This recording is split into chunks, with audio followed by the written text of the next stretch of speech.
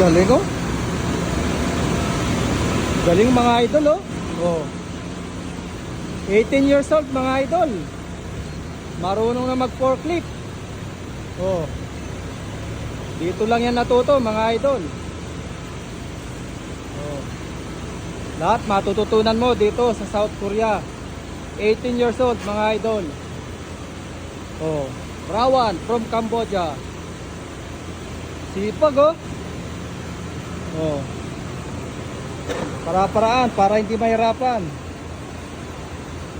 Oh. 18 years old. Nasa South Korea na mga idol. 15 years old pa lang siya, nag-aral na siya ng Korean language. Tapos nung pumatak ng registration, nag-register siya. Ayun, nakapasa mga idol. 18 years old, nandito na sa South Korea.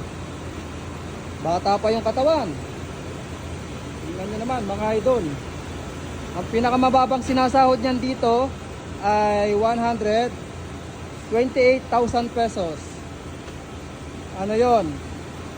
Panggabi, pang umaga, walang Sabado yon. Monday to Friday lang.